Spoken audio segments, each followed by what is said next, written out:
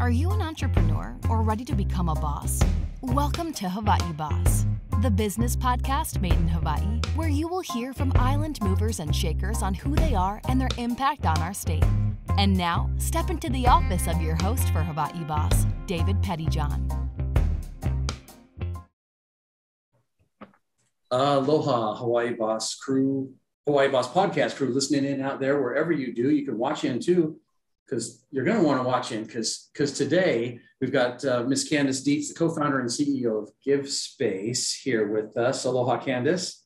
Aloha, David. Thank you so much for having me on today. You bet. I see you out all over the interwebs. You know, Candice is talking to different podcasters all over the place and making her message known out there. But so tell us a little bit about Givespace. You know, some people go fund me, you know, they're trying to think of what is Givespace? Yeah, great question. So Givespace is a software tool created for businesses to integrate like give back campaigns to support local charities or organizations that may align with their brand, but also gives them an opportunity to connect directly with their customers. So instead of just pledging one way, now you can pledge together with your customers and supporting certain causes, whether, right.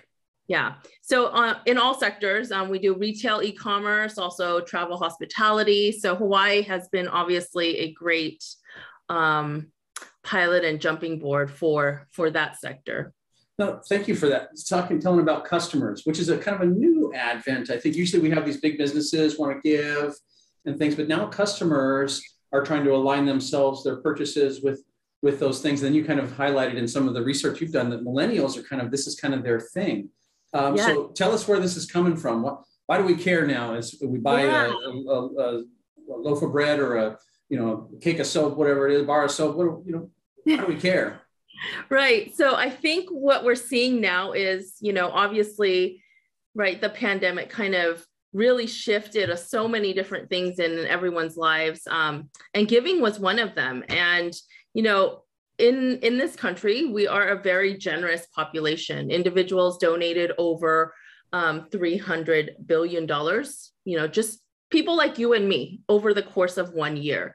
And that so you number call that a good market space. Yeah, I guess you could say, right? Yeah. And that number is growing. But when you see corporate giving in the social responsibility sector, that number is only at like 24 billion. Mm-hmm. And what we're seeing now is, brands really need to have a component where they stand for something more than just the product that they're selling, right? And I think Hawaii specifically, with Aloha and sort of that give back and the limited resources and what it offers and things, that's sort of a standard too. And so, I don't know, if that's what interested you initially in this sort of this give back mentality. Yeah, so I actually have a heavy nonprofit background. Okay.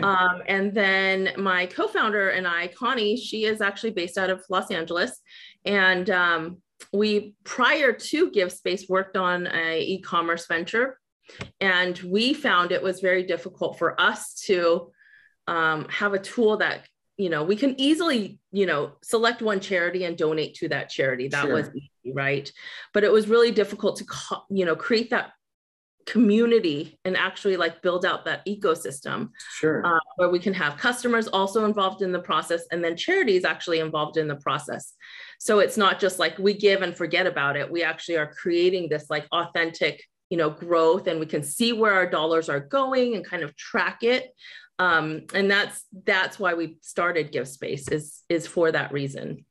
Yeah, because I think that digital component helps folks where before we had to meet together, you had to call somebody and, hey, how do we get involved in this? And it was a sort of laborious process. And so, what gave you the initial idea to sort of wedge into this? But like you said, not-for-profit background, but what said that, what called out to you? It was just that there was no tool for us to easily integrate that into our checkout process. Mm-hmm. So what Givespace does is it not only connects you to several thousands of charities across the nation, but also lets businesses add it into their checkout cart, right? I see. So hey, for every purchase, a portion of your proceeds goes to XYZ.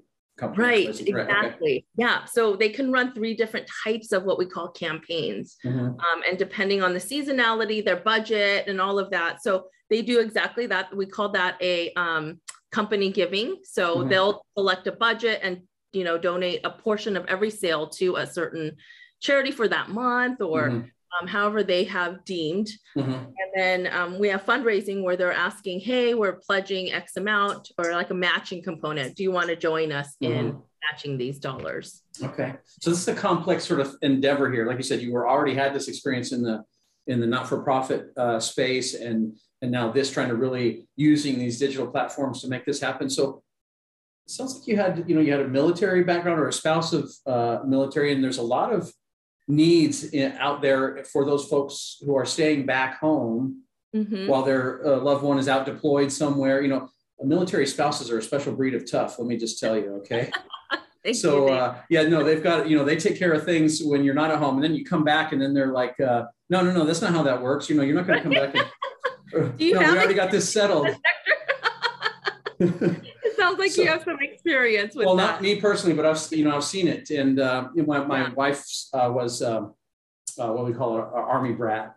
Yeah. So she had her same, similar. And I know her mom. And so she had 8 children. They had a really tough, she had to be tough to go and then go dress up in, in your dress blues or whatever, and go, be the debutante right after that. So tell us about that experience and sort of how that molded your sort of career choice, this venture that you're in. Definitely. So I am a 17-year military spouse. And we've been to 11 different duty stations around the world, including Asia, the Middle East, and Europe, and then obviously throughout the US. And as you can imagine, it's difficult to hold a career. And I've been very fortunate where through each, move, I've had to reinvent myself. And I've done everything from being a teacher to, having my own consulting, doing communications and marketing, and then working with different nonprofits.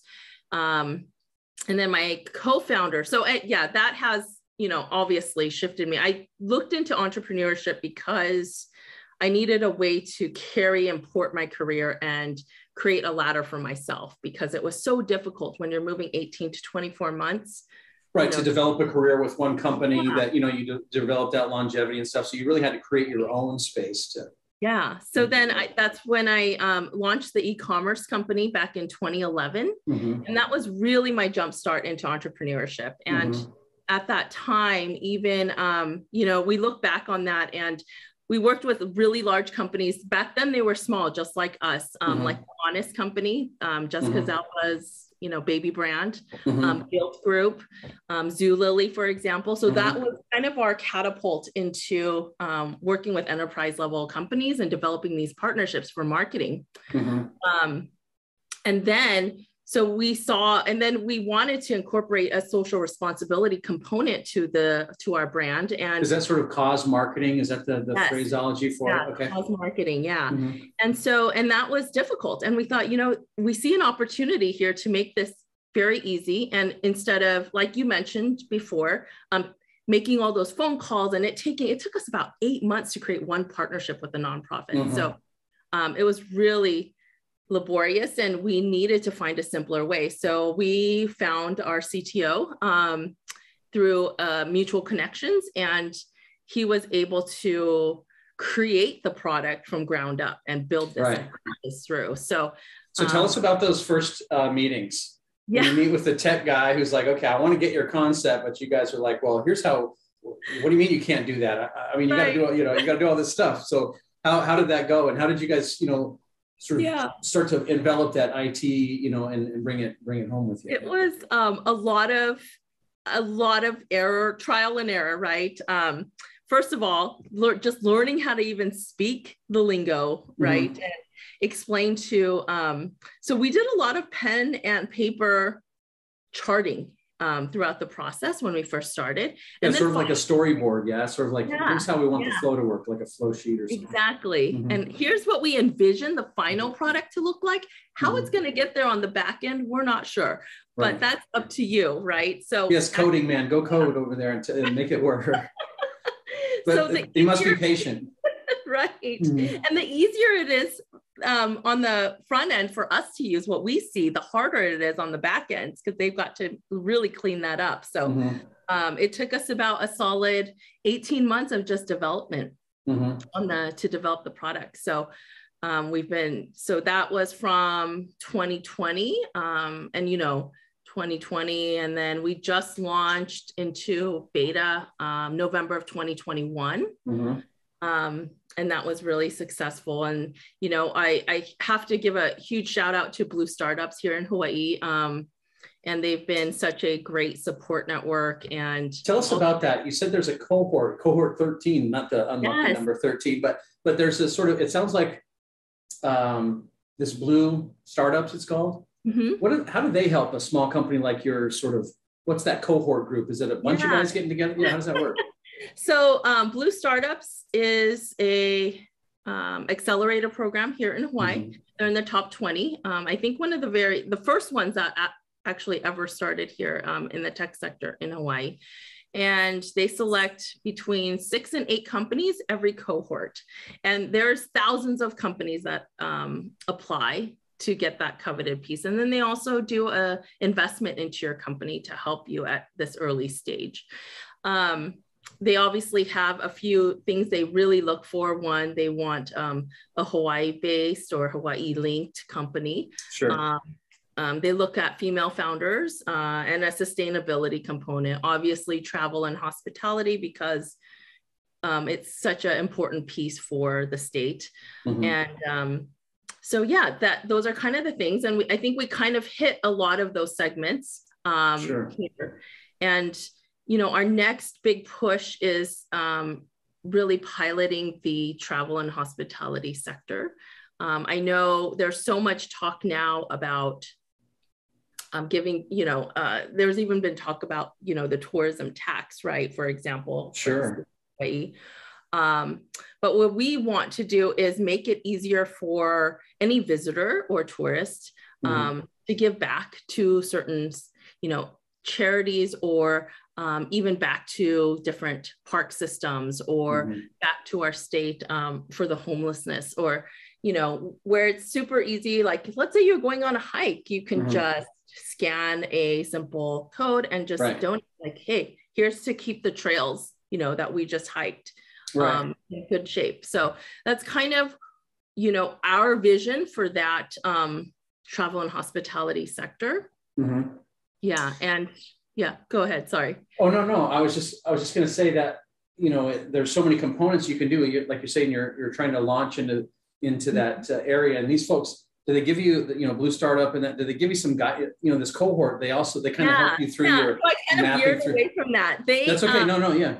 They have an incredible mentor network from all different industries, and they are there really to make warm intros for the companies of these cohorts that are selected. That helps. And give and share their experience, right? And their expertise in the field. So I may have experience in A/B sectors, but I don't have it. I lack it in CDE. So then I can bring and, tap into the knowledge and expertise of these mentors from those sectors and get their advice and input. And it's great to see a different vision and angle of, hey, have you thought about applying it this way? Or what about this? Or have you talked to so-and-so?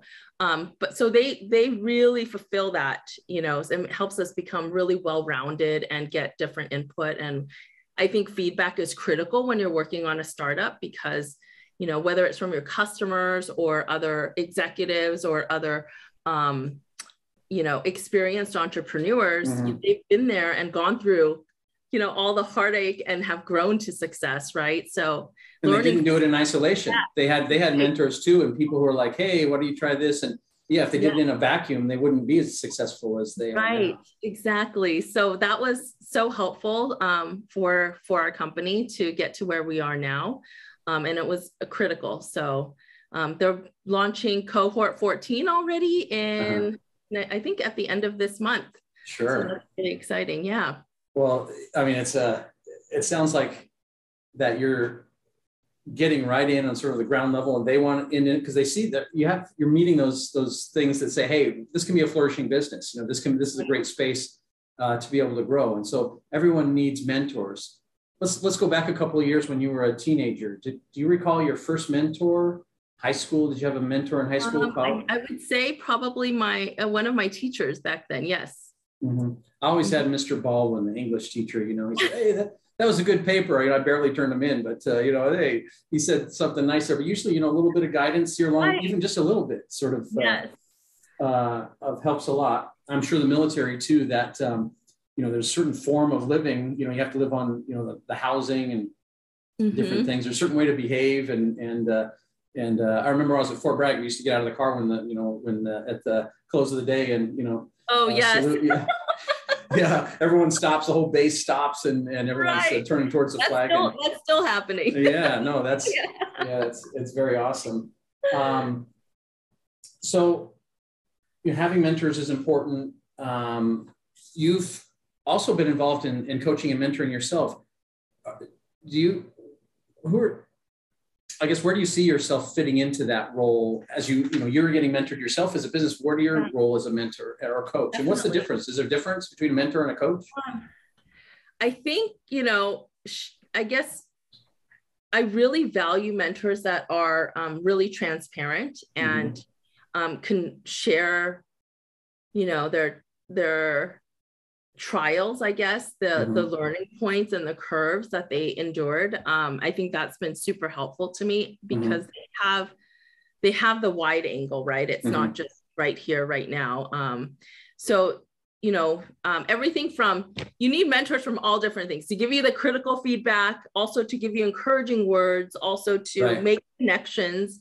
And I hope to pay that forward.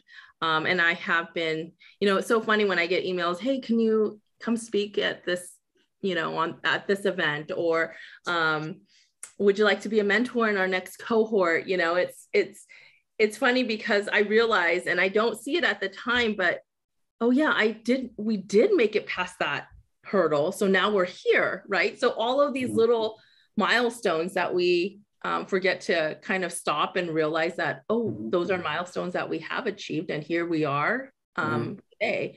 So my goal is just to be able to pay it forward and share all of my learnings and provide any connections that I may have. And usually people are, who are here deeply connected to Hawaii. There's a reason for that. What connects you to Hawaii? Oh, well, different things. So I spent, as a child, a lot of summers here in Hawaii. And then, so my family, before heading to California, my grandparents actually immigrated. So they spent some time in Hawaii and then moved to California. So I have a connection there.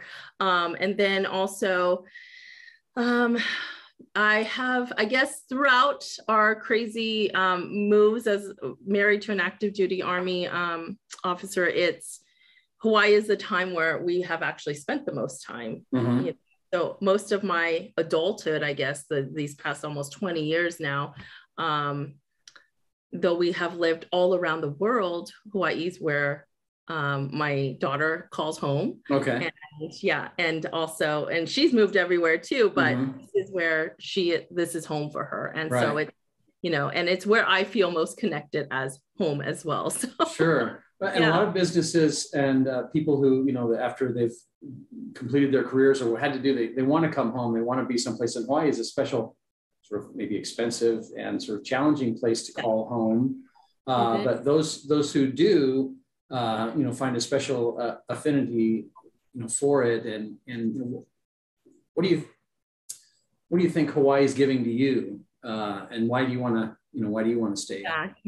So that's such a question. I mean, what does it not provide? I'm just the land and culture of Aloha itself. I am not of Native background at all, but you know, I do see, like, kind of, you know, there's a lot of talk in that kind of shifting the rebalance there too. And I want to. What do you mean rebalance of sort of Native Hawaiian and the culture that sort of made Hawaii what it is. Yes, And then the exactly. sort of the capitalist sort of, you know, Right. sort of like grind Yeah. that sort of is trying to force its way in there. So trying to strike that balance. So you know, yeah, exactly. And I think, you know, and I love the, you know, we see other programs out there like Travel to Go, for example, where they're offering immersive cultural experiences, right, for visitors. And I think that's so important that we learn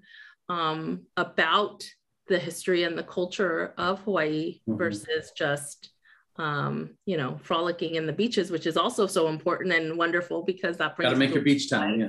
Yeah, but you know, there's so much I have learned over the past year. I really think working in and learning more about the travel and hospitality space specific to Hawaii, and obviously how Givespace could fit in. And yeah, it's just been such a growth and lesson in history for me personally. And so, you know, I look forward to, you know, helping steward some of that relationship, right? Maybe adding a different layer of component for, you know, for Givespace to be a part of that, to give back to the different charities that fulfill. Maybe it's a historical society, right, that upholds the history. Maybe it's the lands, right, that steward the lands or the oceans. So yeah, there's lots of, you know, Bishop Museum and the different historical components that, you know, I think we find over time that if we don't, you know, try to preserve, that it gets lost, and you know, you lose a lot of the very important parts there. Now again, you look like it's direct business to different not-for-profits. Is your company not-for-profit? No, we are not. So we actually have two arms. The tech side is a company. It's a okay. So it's a going concern. Right. So that's how we make money. But we do have a nonprofit arm as well. That's the kind of pass-through donation entity portion. So what happens is we don't charge nonprofits to use our platform, or they're beneficiaries of that. So the businesses pay a transactional fee to use our software in order to, you know, execute their social responsibility goals and partnerships. And then, so we grab a small transaction fee from that, and that's how we sustain ourselves. And then all those funds get held into a kind of, we partner with Stripe. I'm sure you're familiar with Stripe. They're one of the largest payment processors. Okay. Yeah. Yeah. And so, and then that gets held kind of in that account until every campaign is done. And then the money gets passed through to the charities themselves. Sure. And it's a great way to account and things. That's the other thing, is try how to keep account. This sort of helps to do that. Right. So it's like a layer of transparency. And then the businesses, they have a dashboard where they can keep track of all of this. And they have an impact calculator where it calculates everything. They also have tax deductible receipts. So it's a one-stop shop for businesses to kind of go in, and they know all of their giving and, you know, goals, and they can see it in one dashboard and download anything they need and keep their reports. Right. So they're giving. How does that help develop their brand?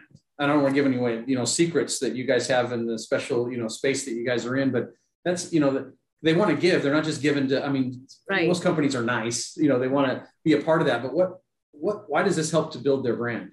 Yeah, I think, you know, actually getting their customer input is very important. So that's the power we see a lot.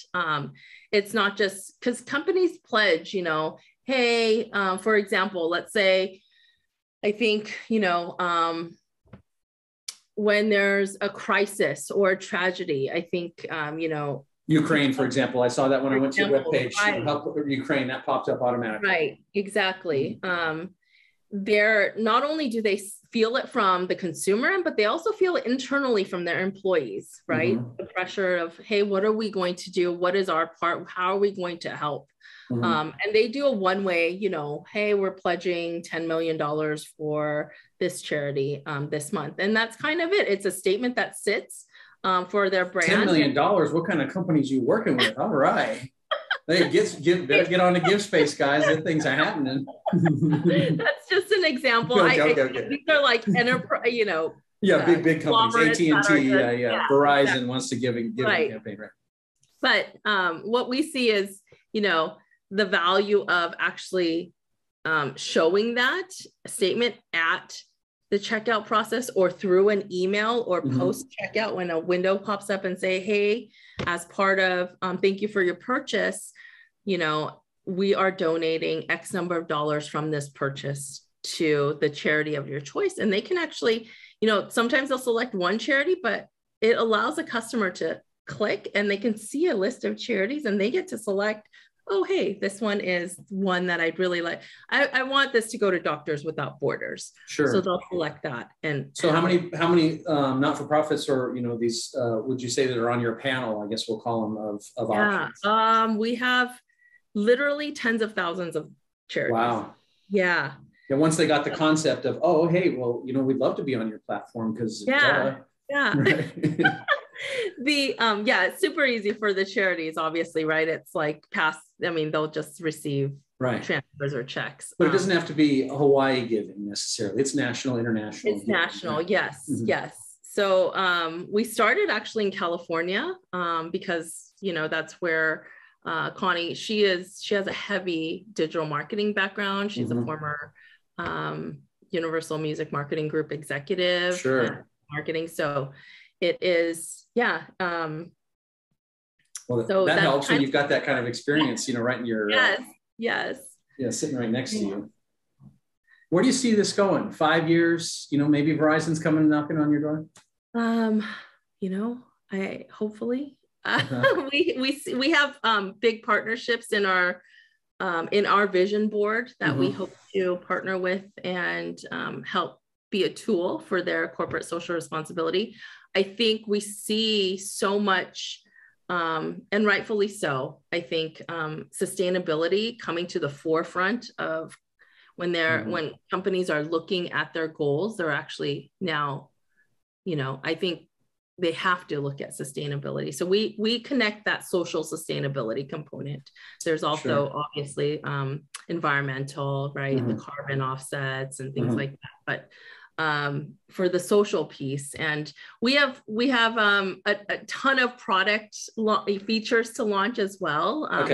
To do it, locally by geographically and pinpoint that using some smart data and then also, the next level is giving complete power of choice of where these monetary donations go to the consumers. So that's in our pipeline. I think that's about 5 years away for that to catch up socially. But, we're always looking ahead and always getting feedback to build out the different components. Sure. And I'm sure that these guys who put this money out, these different companies who put this money out, is there now an avenue for them to get feedback from those companies that they work with? I'm sure they become now a donor, so they get on their mailing list or whatever for all the updates and things. I'm sure they specifically want to know, like, how's my money working for me? Yeah. So that's the other really cool thing about Givespace. So we call it kind of a triangle where we connect customer, company, and charity. And I think right now, so far what we have seen are very segmented tools. Here's a tool for the company only. Here's a tool for nonprofits. Here's a tool for myself as an individual to donate. But we haven't seen something that brings everything together. And that's kind of what we do at Givespace. So nonprofits will soon be able to now say, hey, we've been, they'll know that they're selected for obviously this campaign that's running, but when they're done, they will get an alert to say, hey, it's been 6 weeks since you received X amount of dollars from this company. Can you provide an update? So then it actually provides that like connecting point. And then the brand itself. So you asked about how it builds their brand equity is now they can go back, right, and showcase and show very transparently, like, hey, for this campaign, we raised X number of dollars and we gave this much to X charity. And here's what they've done. Here's the progress. Yeah, the stories, because that really makes the brand is the stories that come out of it. Listen, that company is doing this with them, and here's the real message from the person who received that benefit or whatever. Right. they can actually show and like showcase that impact and create, and their marketing team has full control over that. They can create a whole story, like you said, in favor of their brand for that. Right. So yeah, it's pretty incredible. And it could get very creative. Well, that's what's exciting that, but it sounds like, to be able to use this digital space, it sounds like the pandemic really helped to accelerate your guys' work. Yes, absolutely. 100%. So I think it did like speed up our timeline a good 5 years. Well, that's amazing. A lot of people who were sort of poised in position were able to, through the pandemic, sort of continue through and keep that vision going, particularly in the digital space. Sometimes and I know that there were a lot of the giving sort of dried up during that period. Very difficult to, you can't hold your fundraisers anymore. You can't do your one-on-ones. Right. Is there still a space for people getting together too? I know it's all the digital interaction, but we focus primarily just on digital. So, but I do see, I get invited often to come to this in-person event to support X charity. And I think that's a really important piece too. It's just, it's a limited audience, right? Because you can't reach across states or oceans or borders or things like that. So with digital, you can reach anyone wherever they are. So that's it is awesome. And you probably never imagined that you'd be doing this kind of work, or maybe you did. It sounds like third generation sort of immigrants and in California. What kind of work was your family in, and what kind of work what was your first job? My first job, oh my gosh, I was a camp counselor. Okay. Job. Camp, I don't know, there's a couple of funny songs about camps and stuff like that. Probably not good for the podcast though. But it's a good, it's a great way to learn about team building, right? And leadership and holding responsibility at a young age, because you have a whole group of campers that you need to corral and make sure that they're safe and also having fun. Right. So it's sort of the first big grown-up move, like, but you still want to be a kid with, have fun out there with your other peer counselors out there. Hey, what are we doing after the thing? Or my son's doing that right now. Really? He's doing some different camps, week-long camps. And then, he says, it's kind of stressful sometimes. These kids get out of control. I said, that's exactly how you were, guy. So it's fun, but your family, what kind of work were they engaged in? I actually come from a line of entrepreneurs. My grandmother, she lost her husband to war and started a restaurant because they get literally none of the I guess they were in a certain I don't, not a camp, but they all lost their homes, right? And they needed to eat. So that was during the war. The war, those internment camps of Japanese folks. Okay. So then that must leave an amazing mark on your family. That's just how to survive through that. And so that's how she started. She started cooking with whatever she could find for her neighbors and for her, cohort, I guess, right? Group. And which led to eventually opening up her first restaurant. And so that's my grandmother's story. And she passed away when I was 11 years old, so a while ago. And, but she was the strongest woman I know to this date. I mean, things she had endured and gone through and succeeded. And then my father is also an entrepreneur. He did Asia Pacific pharmaceutical business. So I think entrepreneurship is very prevalent in my family. Usually pharmaceutical sales, a lot of travel. Lots of travel. When you were a child, did that lead to your sort of the military, sort of tuned you up for that military life? Totally prepared me for this military life. It's so funny. That's really funny because my dad would say, and my mom, when I said, I want to introduce you to a Christian, and when I told them he's in the military, they stopped and said, that's a really difficult life, right? It's just like new. They're like, what did you guys just put me through? Yeah. So yeah, my mom said, are you prepared for a lot of days and nights where you'll be alone and, holding the home front together? And I said, well, I had a great role model in you. So, right. Yeah. Well, that usually where, like I said, my wife is Army brat, and what branch of service? Army. He's Army. Okay.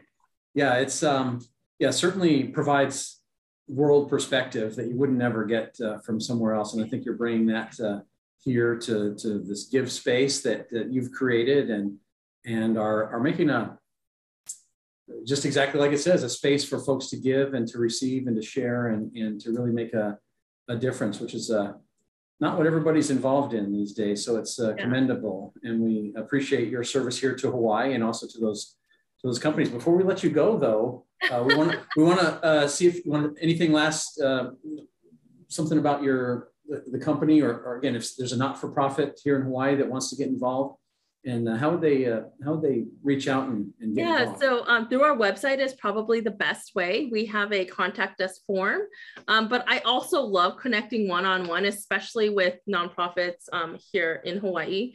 And okay, what's your phone number? 808. Yeah.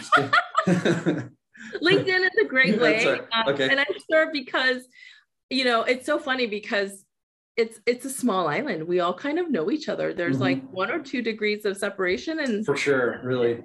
So LinkedIn is a great way to reach out and connect with me. I'm pretty active and respond well there. So okay. Yeah, I would say look me up there or send us contact us form through the website. Awesome. So I'm going to hit you with a little Pauhana round where we talk a little bit about you and get some fun answers from you before you go. So here's a question: poke or lau lau? Oh, poke. Poke for sure, huh? You like the spicy or? Definitely spicy. I love the spice. Got to have spice. White or brown? White or brown rice? Oh, I like salad. Salad on your poke. Okay, that works. That works. Okay. Now, when you guys are getting out and your husband's home and family's together, where do you guys like to go? Anywhere in Hawaii or Oahu? Is there certain places where you call your home, your place to unwind? Wow, there's so many. How do you choose? Well, we have a 12-year-old and a 4-year-old, so that kind of dictates what you're engaged in from day to day. Yeah, and that's quite a spread. So there's a whole different range of activities that they like and they don't like. Right. The 12-year-old loves to surf, so hey, that helps. Yeah, and then the 4-year-old, he's just figuring out boogie boarding, so he's out there. He just caught his first few waves on his own this past weekend. No way, 4 years old catching his own waves.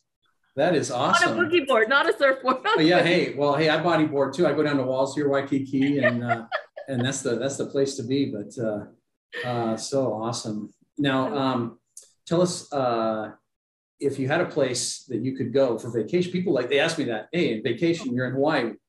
Where do you want to go vacation if you're living in Hawaii? Where's that place you want to go? Oh gosh. On Oahu or anywhere in the world. If there was a travel destination that you could go and that maybe, gosh, I'd like to see that one time. We have not been to Molokai. Yeah. So I would say. So there's a place over there you can hunt mule deer. I think that's one of the things that people like to do over there. I don't know if you're a hunter or whatever. I've seen that and heard that and read that. So yes. Yeah, I remember coming home from there's a flight that lands in Maui and then or used to be, then to the Big Island, and guys would come with big coolers full of meat and stuff like that. But I'm sure the beaches are nice. I know you can rent some of the sand because it's very rugged space and very filled with Hawaiian culture. You have to tread with sort of humility there. Yes. And that's awesome. Yeah. Any experience to, I guess, learn and adventure and grow is a good one for our family, I think. Yes. Yeah. Well, we are excited to hear more about Givespace as it grows, as you finishing up your cohort. You finished already and you're now maybe moving on to step 2 and 3 of growth. We're just excited for you and also for this this space that you've entered for all those not-for-profits that are here locally, and that, because I think businesses now, because of the pandemic, they don't know where. I mean, they've got some of the big names, but hey, how do I get involved in Hawaii? Yeah. And what a great space for you to be involved in. For me, thank you, and allowing us in the Hawaii Boss to have this conversation, and we wish the best for you and all your endeavors. Any last words? No, thank you so much, David, for this conversation. I mean, that went so quickly. It was, loved learning more too about, I'd love to ask more questions. I love these when you can reverse ask questions about the question. Not this time. It's all you. I'll have to go on someone else's podcast to do that. Then they know about me. No. That would be great. But thank you so much for having me on, and for the questions and for the conversation. You bet. Well, there's more to follow for sure. And until next time, aloha. Aloha. Thank you. Bye, Candice. Bye. Make sure to subscribe to Hawaii Boss and follow us on social media at Hawaii Boss Podcast at the links in the description. We'll see you soon in the boss's office.